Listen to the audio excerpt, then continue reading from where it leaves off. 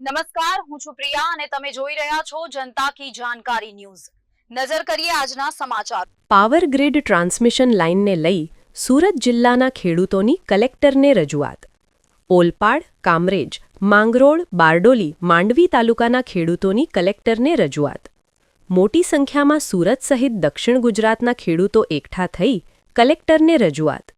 ગામોમાં power grid transmission લાઇનને Adani company દ્વારા અમારા ખેતરોમાં લાઇન નાખવામાં આવી રહી છે।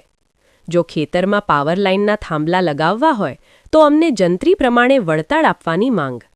અગાઉ પણ આ મુદ્દે કલેક્ટરને રજૂઆત કરી હતી, પરંતુ યોગ્ય નિરાકરણ આવ્યું નહીં। રિપોર્ટર સુનિલ ગાંજાવાલા, સુરત।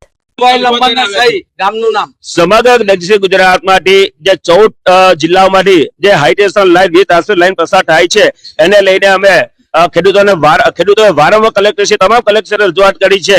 કચ્છથી લઈને નવસારી સુધીના કલેક્ટરને રજૂઆત કરી છે કે ભાઈ જે ટેલિગ્રાફ એક્ટ 1885 જે રદ થયેલો કાયદો છે એનો ઉપયોગ કરીને જે કાર્યવાહી કરે છે એનો વિરોધ છે। બીજું, કલેક્ટર શ્રી દ્વારા જે ડીએલવીસી કરવામાં આવી છે એ ડીએલવીસી ના ભાવ ઘણા ઓછા છે, એને લઈને કલેક્ટરશ્રીને અમે આવેદન પત્ર આપવા આવ્યા છે કે ભાઈ ડીએલવીસી રદ કરો અને ખેડૂતોની જમીન સંપાદિત કરી અને બજાર કિંમતના 4 ગણા આપો, એવી માંગણી સાથે અમે રજૂઆત કરવા આવ્યા છીએ। સુરત જિલ્લાના લગભગ 7 તાલુકામાંથી આ જે લાઈન પસાર થાય છે અને સમગ્ર ગુજરાતમાંથી 14 જિલ્લામાંથી પસાર થાય છે।